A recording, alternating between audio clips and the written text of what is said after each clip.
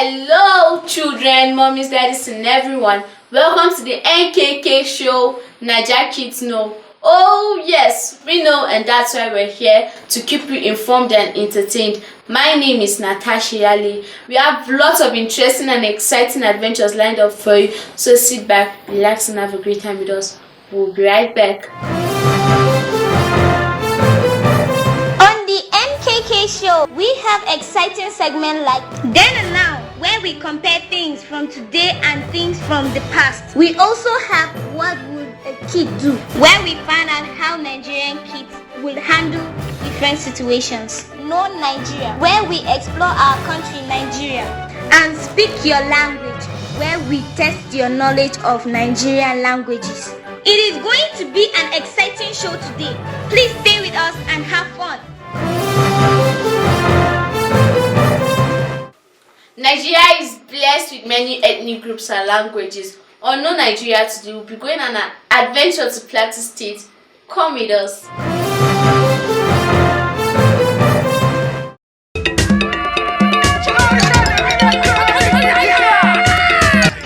Welcome to Plateau State. Today we explore Basa local government. Basa local government is located in the northern zone of Plateau State. It is the home of the Irigwe people. The Irigwe people are very peaceful people. They reside mainly in Miango village. They speak Irigwe language. Their king is known as Bra Ngwe Rigwe. The Irigwe people have many occupations, but their best known occupation is farming. Their best food is ewe, a local delicacy enjoyed by all sons and daughters of the land. Irigwe people celebrate festivals such as Ezrechi. Now you know about the Irigwe people of Miango village, of Basa local government area of Plateau State of Nigeria. Join us next week as we get to know another tribe in our country, Nigeria. Bye!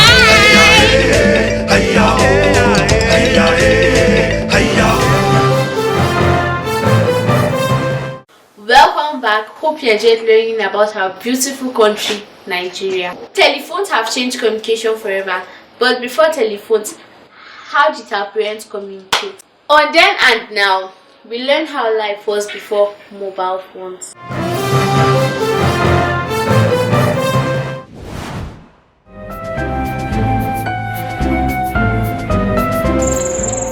Like me, I'm from Benue. If I want to communicate with my people, I write letter and I post it.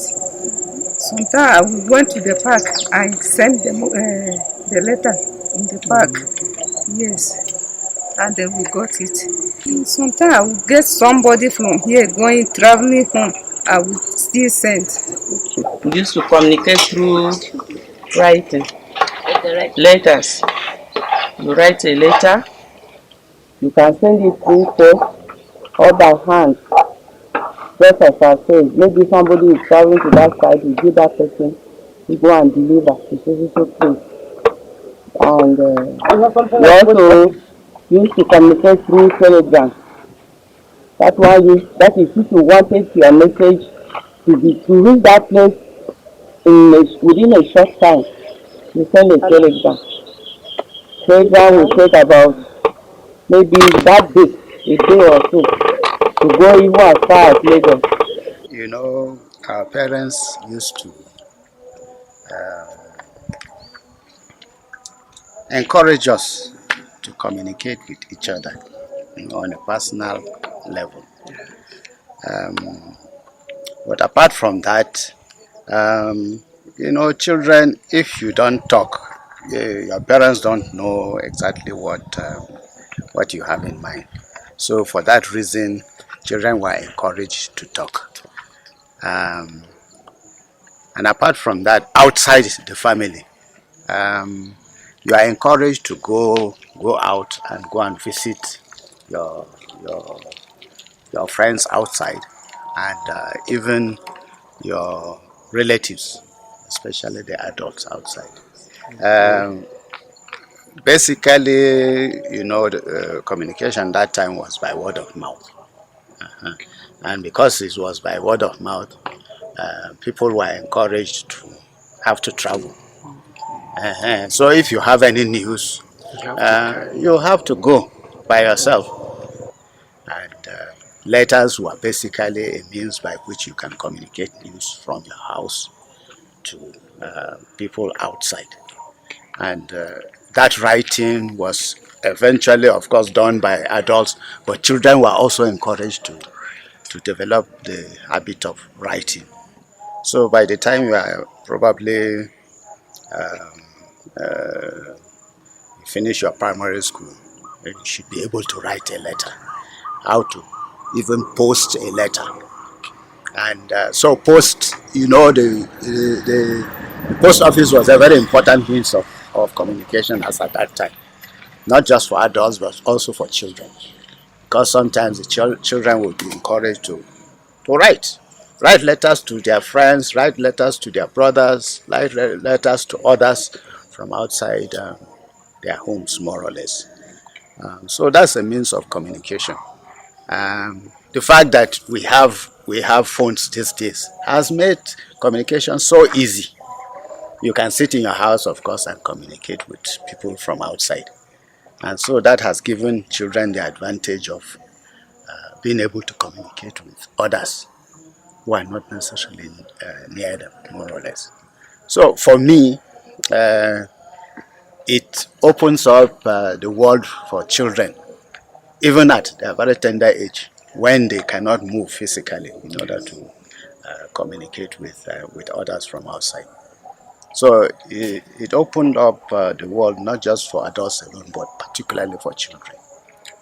And of course, it has both positive as well as negative effects.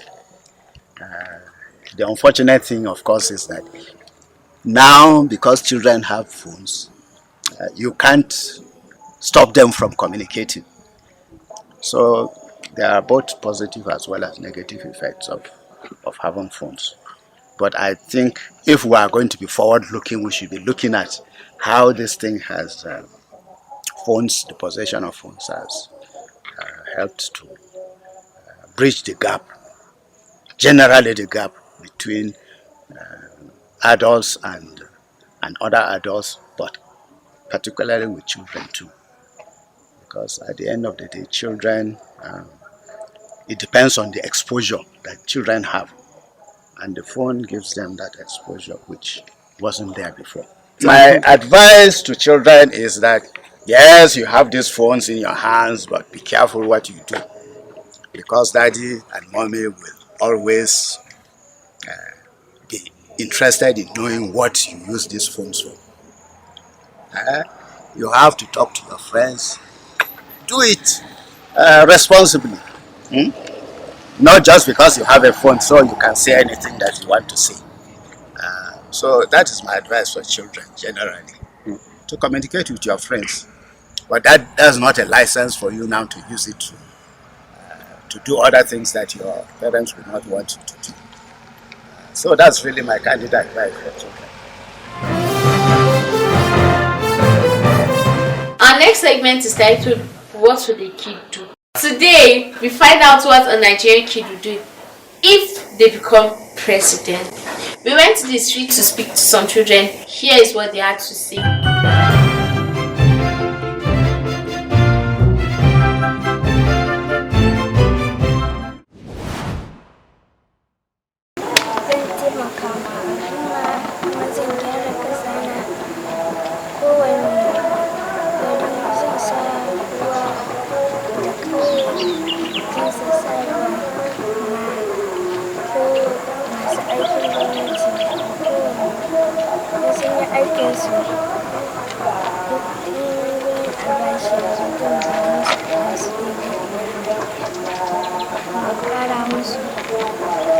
Hello, what's your name?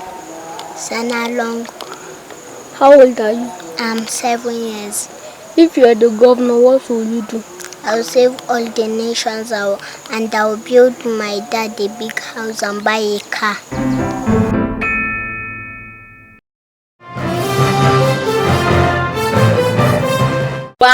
isn't it amazing? Nigeria is blessed with over 520 languages. What tribe are you from? Can you speak your language? If yes, then how well?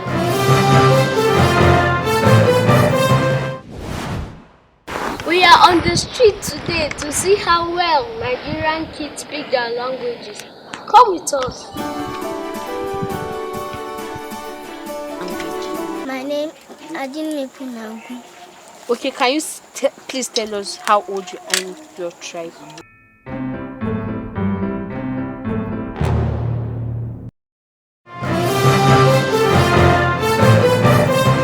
Can you say come and eat in your language? Baburi.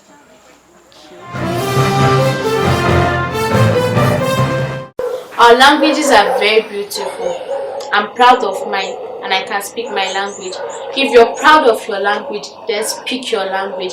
Parents, please encourage us to speak our language. Why? Because it's part of our culture and our identity. It's been a fun few days because I had fun. If you had fun, keep a date with us next week. I meant your host Natasha Yali, proudly a Mohobu girl and signing out to my dialect, Damukad.